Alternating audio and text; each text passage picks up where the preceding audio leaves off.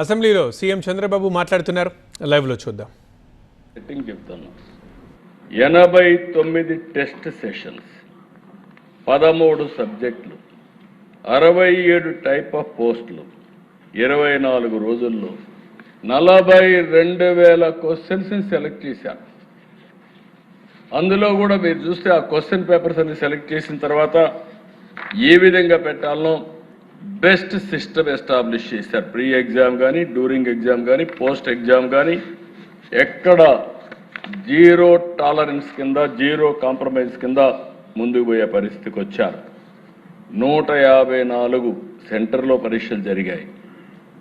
19 out side Andhra Pradesh చేసే పరిస్థితికి వచ్చారు. సిబిటి కంప్యూటర్ బేస్డ్ టెస్ట్ మోడ్లో మొత్తం కండక్ట్ చేశారు. డిక్లరేషన్ ఆఫ్ స్కోర్స్ కూడా everything online, everything is transparent అధ్యక్ష.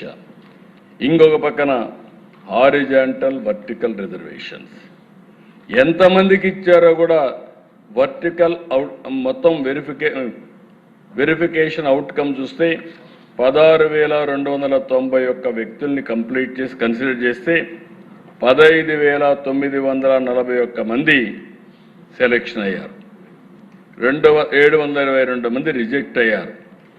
దానిపైన ఆ మెరిట్స్ ప్రకారం ఇలాంటివన్నీ చేసే దిశ హారిజాంటల్ వర్టికల్ రిజర్వేషన్.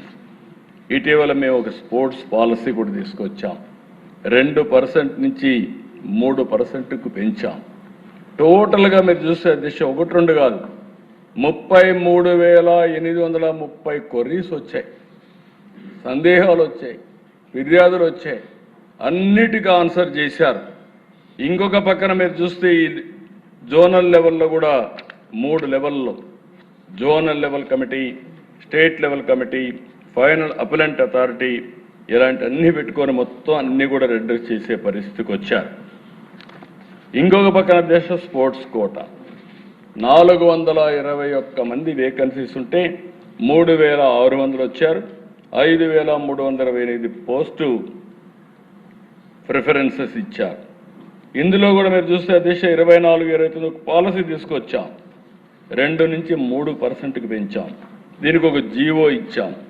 ఇచ్చిన తర్వాత దిశ మీరు చూస్తే జీవో నెంబర్ 4 చాలా స్పెసిఫిక్గా ఇష్యూ చేసి ఇవన్నీ కూడా ఒక పద్ధతి ప్రకారం మొత్తం కూడా గవర్నమెంట్ ఆఫ్ ఇండియా ఏదైతే అమలు చేశారో అదే ఇక్కడ అమలు చేసే పరిస్థితికి వచ్చాం.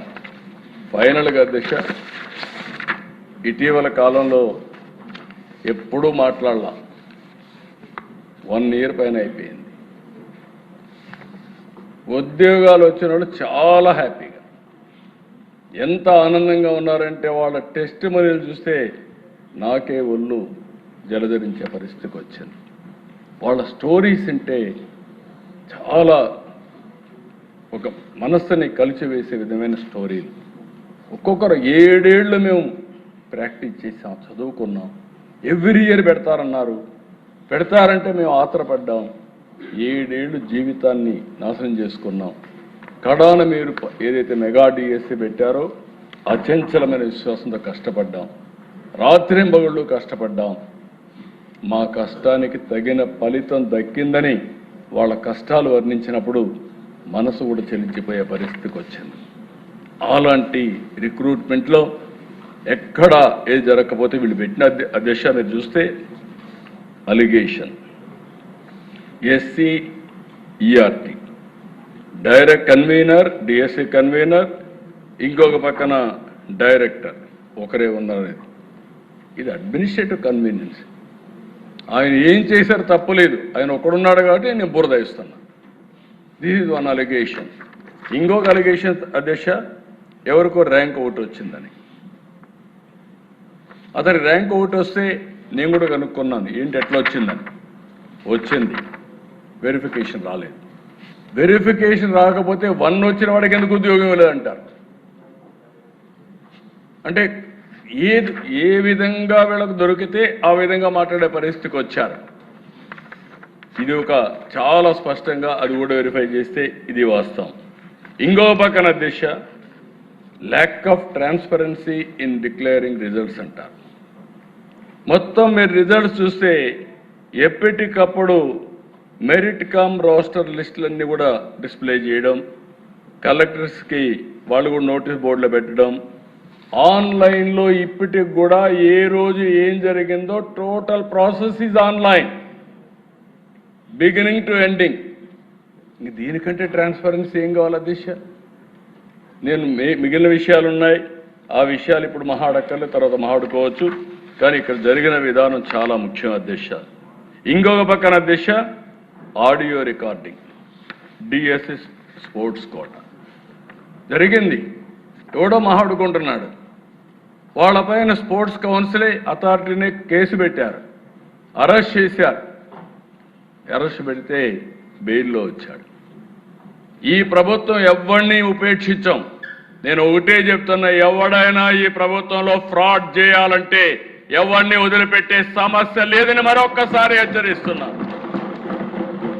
ఇంకొక పక్కన దేశ ఒక ఐఏఎస్ ఆఫీసర్ ఈ ప్రభుత్వంలో పనిచేస్తాడు, ఇష్టానుసారంగా మాట్లాడతాడు, ఒకే క్యాస్ట్కు ఉద్యోగాలు ఇచ్చారంటాడు, అజం ఏమైనా చెప్పినా పర్వాలేదు అనుకుంటున్నాడు.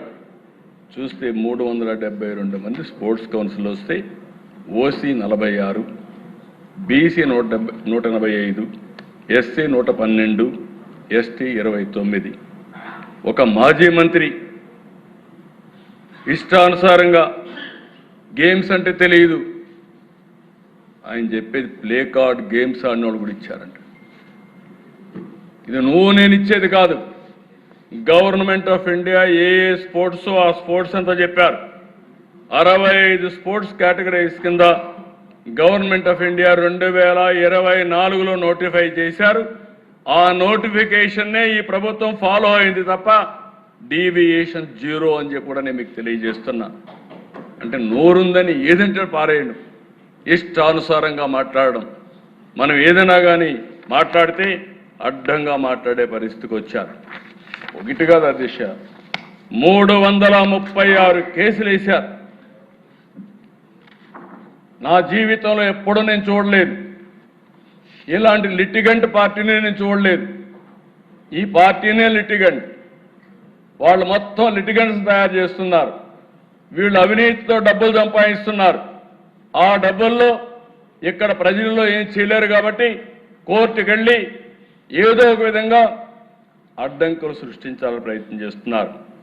139 వేస్తే ఇవన్నింటిపైన పరిష్కారం చేసి 148 రోజుల్లో ప్రాసెస్ పూర్తి చేశారంటే నేను శభాష్ డిపార్ట్మెంట్ మనస్ఫూర్తిగా అభినందిస్తున్నానని చెప్పి కూడా నేను మీకు తెలియజేస్తున్నాను.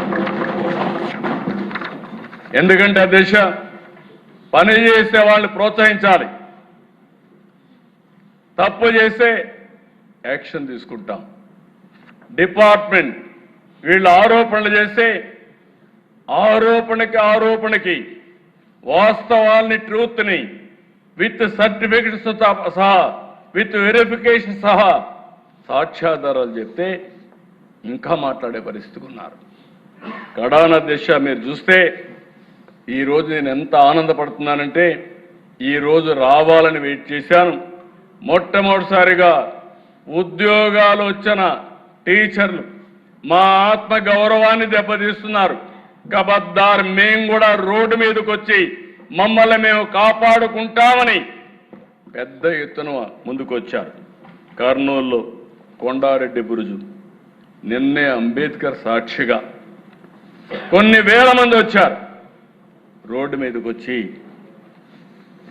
మేము చదువుకున్నాం, మా మెరిట్ని అవమానం చేయొద్దండి, మా ఆత్మాభిమానాన్ని దెబ్బతీయద్దండి, మేం పిల్లలకు చదువు చెప్పాలని చిత్తశుద్ధితో వచ్చాం, మా జీవితాలకు కూడా ఉద్యోగం అవసరం, అదే సమయంలో మేము పిల్లలకు చదువు చెప్పగలుగుతాం, మమ్మల్ని అవమానిస్తే, మా ప్రతిభని కించపరిస్తే రోడ్డు మీదకి వచ్చి జవాబు చెప్పే శక్తి కూడా మాకుందని మొట్టమొదటిసారిగా ఈరోజు టీచర్లు రోడ్డు మీదకి వచ్చారు. నేను అభినందిస్తున్నాను. ఇలాంటి రోజు రావాలి. ఎప్పుడైతే ఇలాంటి తప్పుడు ఆరోపణలు చేసేవాళ్ళని, ఇలాంటి ప్రతిభ ఉండేవాళ్ళందరూ చెప్పగలిగితే అది కరెక్ట్ అయినటువంటి ఫిట్టింగ్ రిప్లై అధ్యక్ష. వీళ్లే కదా అధ్యక్ష, ఉద్యోగాలు రాని వాళ్ళు కూడా ఒక్కరు వెళ్తా రాలేదు. ఒరిస్సాలో ఎవరో లేబర్ని తీసుకొస్తే వాళ్ళని తీసుకొచ్చి డైలీ కూలి పెట్టి వాళ్ళతో డెమాన్స్ట్రేషన్ చేసే పరిస్థితి. ఏంటి మీ కర్మ, ఏంటి మీ పార్టీ? నాకు చాలా ఉన్నాయి ఇలాంటి చెప్పాలంటే. ఎవరు వీళ్ళు? 80 ఏళ్ళు 90 ఏళ్ళు కూర్చుంటున్నారు. కొత్త జంజీ జే జగన్ జంజీ గంజాయి బ్యాచి. నాకు ఆశ్చర్యం వేస్తా ఉంది అధ్యక్ష. ఒకసారి కోపం వస్తుంది, ఆవేశం వస్తుంది, సభ్యత అడ్డం వస్తా ఉంది. నేను ఒకటే చెప్తున్నా, ఎన్డీఏ విశ్వసనీయతను దెబ్బతీయాలంటే కబద్దార్ మీ తరం కాదు, మీ వల్ల కాదని మరొకసారి హెచ్చరిస్తున్నా. Every candidate selection is explainable, traceable and also audible and accountable. మేము దాచిపెట్టేది ఏమీ లేదు. Answer key public, merit list public, selection list public. మేము పబ్లిక్ రెస్పాన్సిబుల్. కుట్రలు చేసేవారికి కాదు, కుట్రలు చేసేవారు కబద్దార్, జాగ్రత్తగా ఉండండి. ఈరోజు రోడ్డు మీదకి వచ్చారు. ఇదే కుట్రలు మీరు చేస్తే రోడ్డు మీద కూడా రారు. ధైర్యం ఉంటే అసెంబ్లీకి రండి. ఇది పవిత్రమైన వేదిక. నేను సవాలు విసురుతున్నా. మీరు ఇక్కడ అసెంబ్లీలో వచ్చి కూర్చుంటే మీరు అడిగేదానికి మేము సమాధానం చెప్తే, నీ దగ్గర ఏదైనా అడిషనల్ పేపర్ ఉంటే ఆ సాక్ష్యాలు చూపించి ఒక పవిత్రమైన వేదికతో ప్రజా సమస్యలనే కాకుండా జవాబుదారీతనం తీసుకొచ్చే వేదిక ఈ అసెంబ్లీ. ఇక్కడికి వస్తే అడ్డంగా దొరికిపోతారు, వీళ్ళకి ఏం ఉండవు. అందుకే రోడ్డు మీద కూర్చొని నేను ఎందుకు చెప్పానంటే హిట్ అండ్ రన్. వీళ్ళ పార్టీని హిట్ అండ్ రన్. నేను తీవ్రవాదులు చూసా, 60 ఏళ్లుగా ఆ పార్టీ అయిపోయింది. వీళ్ళు అదే మరి చేసే పరిస్థితికి వచ్చారు. నేను ఒకటే చెప్తున్నా పిల్లలకి, వీళ్ళందరికీ, మీ ప్రిపరేషన్, మీ మెరిట్, మీ జాబ్, ఇది పూర్తిగా మీ కష్టం పైన వచ్చిన ఉద్యోగం. ధైర్యంగా ఉండండి. ఏ కుట్రలు పని చేయవు. ఇక్కడ అలాంటి కుట్రల్ని ఎదుర్కొనే శక్తి ఈ ప్రభుత్వానికి ఉంది. No back door, no favouritism, no manipulation, only merit, transparency and justice. The real success of mega DSC is that even those who could not secure a post acknowledge that the process was fair. దానికంటే ఏం కావాలి అధ్యక్ష? అదే నాకు తృప్తి. దానికే reflection. Select అయిన DSC విద్యార్థులు రోడ్డు మీదకి రావడం, ఉద్యోగాలు రాని వాళ్ళు కూడా ఫెయిర్గా సెలెక్ట్ అయింది, మళ్ళీ మాకు టర్న్ వస్తుంది అని వ్యవస్థ పైన నమ్మకం ఉంది. నేను ఒకటే హామీ ఇస్తున్నా, డిపార్ట్మెంట్ కూడా కోరుతున్నా, ఇంకా పటిష్టమైన విధానం ఏదైనా ఉందంటే అది కూడా ఎదగదాం. ఈరోజు మనం అందరం కూడా ఆలోచించుకొని, టెక్నాలజీ వచ్చింది, టెక్నాలజీని ఉపయోగిద్దాం. సమర్థవంతమైనటువంటి విద్యా విధానమే కాకుండా పరీక్షల్లో కూడా రిఫార్మ్ తీసుకొద్దాం. పరీక్షల్లో కూడా రిఫార్మ్ తీసుకొచ్చి ఎక్కడ కూడా zero tolerance on exams leakage కానీ కండక్షన్లో కానీ. అదే సమయంలో ఒక నమ్మకాన్ని కలిగించాలి, విశ్వాసాన్ని పెంచాలి. తద్వారా మెరిట్ని ప్రమోట్ చేయాల్సిన అవసరం ఉంది. ఈ సభ ద్వారా మరి ఒక్కసారి అందరికీ హామీ ఇస్తున్నా, ఎట్టి పరిస్థితిలో ఎక్కడ అవకతవకలు జరిగినా ఈ ప్రభుత్వం జీరో టాలరెన్స్. అదే సమయంలో బురద జల్లితే కూడా zero tolerance. That is our commitment. ఆ కమిట్మెంట్ని ఎవరైనా సరే విభేదిస్తే మాత్రం జాగ్రత్తగా ఉండమంటున్నా. వీళ్ళు మాట్లాడతారు అధ్యక్ష. ఇప్పుడు వచ్చుంటే నేను చెప్పుండేవాడిని, కాగితాలన్నీ ఇచ్చి ఎండగట్టేవాడిని, పారిపోయేవాడిని. సిగ్గు లేకుండా అసెంబ్లీకి రారు, బయట పబ్జీలు ఆడుకుంటూ ఎక్కడ వీళ్ళందరూ మాట్లాడే పరిస్థితికి వస్తున్నారు. ఇది బాధ్యత కాదు. బాధ్యత కలిగిన వ్యక్తి అసెంబ్లీలో ఉండాలి. బాధ్యత కలిగిన వ్యక్తులు అసెంబ్లీకి వచ్చి మీరు డిమాండ్ చేస్తే డెఫినెట్గా మీరు చెప్పేది వాస్తవం అయితే మేము కరెక్ట్ చేసుకుంటాం. మీరు చెప్పేది వాస్తవం కాకపోతే మీరు మీ ద్వారా ప్రజలకు మీరు చెప్పేది అబద్ధమని నిలదీస్తాం. రెంట్కి లేకుండా బయట చేస్తాం, కౌన్సిల్ జరగనీయం, మేము ఇదే చేస్తామంటే ఏమీ సాధ్యం కాదు. అల్టిమేట్గా ప్రజల్లో మీరు చులకన అవుతారు. చులకన కావడం కాదు, ప్రజల్ని మీరు చీకొట్టే పరిస్థితి కూడా వస్తుంది. ఇది మంచిది కాదు ప్రజాస్వామ్యానికి. 48 ఏళ్ళుగా నేను చూశాను దిశ. నా జీవితంలో మొట్టమొదటిసారిగా ఒక రాజకీయ పార్టీ 2.5 సంవత్సరాల నుంచి అసెంబ్లీకి రాకుండా చూడడం మొట్టమొదటిసారి అధ్యక్ష నా జీవితంలో. ఇది దీనికంటే ఏం కావాలి అధ్యక్ష? వీళ్ళకి మళ్ళా జీతాలు తీసుకుంటున్నారు, మళ్ళా వీళ్ళకి ప్రివిలేజెస్ కావాలి బయట. ఏంటి అధ్యక్ష ఇది? బాధ్యత ఉండాలి. నేను అందుకే చెప్పాను, నేను 2047 ప్రతి ఒక్కరికి అది ఉంది. నేను అక్కడ ఉండేవాళ్ళు ఏం చేశారో వాళ్ళు ఆలోచించుకోవాల్సిన అవసరం ఉంది. కాబట్టి మళ్ళీ చెప్తున్నా, ఎక్కడా అవకతవకలు జరగలేదు, జరిగితే ఉపేక్షించే సమస్య లేదు. అదే సమయంలో భవిష్యత్తులో ఇంకా మెరుగైన ఆలోచనలు ఉంటే ఎవరిచ్చినా సరే అవి కూడా తీసుకుంటాం. ఇంకా పగడ్బందీగా భవిష్యత్తులో పరీక్షలు కండక్ట్ చేయడానికి ఈ ప్రభుత్వం సిద్ధంగా ఉన్నామని మరొక్కసారి తెలియజేసుకుంటూ, ఈ విషయాన్ని చదివించే తల్లిదండ్రులు అర్థం చేసుకోవాలని కోరుతున్నా. మభ్యపెట్టి మీలో అనుమానాలు క్రియేట్ చేసి అదే మరిగా ఏదో అడ్డదారులకు వెళ్తే ఏదో ఉద్యోగాలు వస్తాయని మోసాలు చేసే పరిస్థితి కూడా వస్తున్నారు. ఇది కరెక్ట్ కాదని మరొక్కసారి మీకు అందరికీ విజ్ఞప్తి చేస్తూ ఈ అవకాశాన్ని ఇచ్చిన మీకు మనస్ఫూర్తిగా ధన్యవాదాలు. Thank you.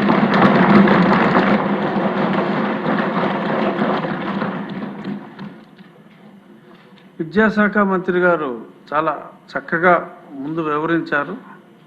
అంతకు మించి సభకు రాని వారి అందరికీ కూడా మరింత సవివరంగా గౌరవ ముఖ్యమంత్రి గారు తెలియజేసినందుకు ధన్యవాదాలు తెలియజేస్తూ ఒక 40 నిమిషాలు మరి లంచ్ అనుకుంటారో మరి ఏమనుకుంటారో బ్రేక్. ఆ తర్వాత కొన్ని బిల్లులు ఉన్నాయి, మరి ఎల్ నినోపై చిన్న చర్చ. ఇప్పుడు లంచ్ చేసి 3 గంటల 15 నిమిషాలు కలుద్దాం.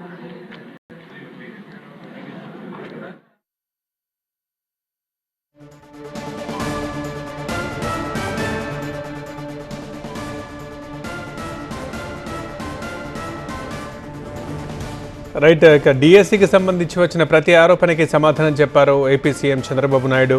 ఇంకా అదేవిధంగా ప్రతిపక్ష పార్టీని కూడా విమర్శించారు. గెలిచిన తర్వాత ఒకసారి అసెంబ్లీ ఎన్నికలు అయిన తర్వాత ఇంతకాలం పాటు అసలు అసెంబ్లీకి రాకుండా ఉన్న ఒక పార్టీ ఏదీ లేదు, రాకుండా ఎలా జీతాలు తీసుకుంటున్నారు అని కూడా ఆ పరంగా కూడా విమర్శించారు.